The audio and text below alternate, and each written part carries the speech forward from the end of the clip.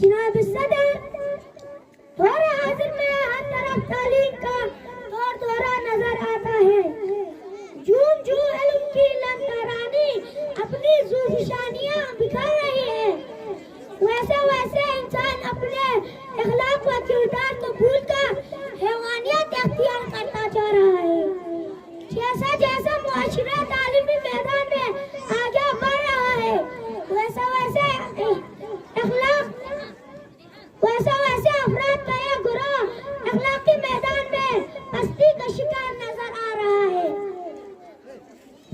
کسی نے کیا خوب کہا ہے کہ بچے پیدا کرنا ان کو کھلانے پلانے کا کام تو جانور اور پرندے بھی کر لیتے ہیں۔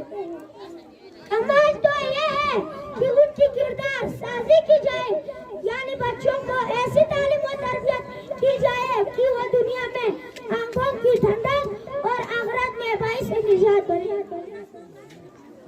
اس کے لیے درست تعلیم و تربیت کی بنیادی کردار ادا کرتے ہیں، جس کے لیے والدین پر ذمہ داریاں عائد ہوتی ہیں۔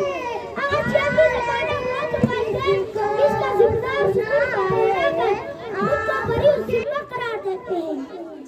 در حقیقت تربیت کا پہلا درجہ ماں کی گود اور باپ کا ساتھ دینا ہے۔ تعلیم کے ساتھ تربیت لازم و ملزوم ہے، بلکہ تربیت کو ایک درجہ زیادہ اہمیت حاصل ہے، کیونکہ تعلیم کی کمی کو تربیت پوری کر سکتی ہے، مگر تربیت کی کمی کو خلا تعلیم ہرگز پورا نہیں کر سکتا۔ تعلیم بڑھ رہی ہے، ادب کٹ رہی ہے، تعلیم بڑھ رہی ہے، ادب کٹ رہی ہے، مطلب معلوم نہیں، الفاظ رٹ رہی ہے۔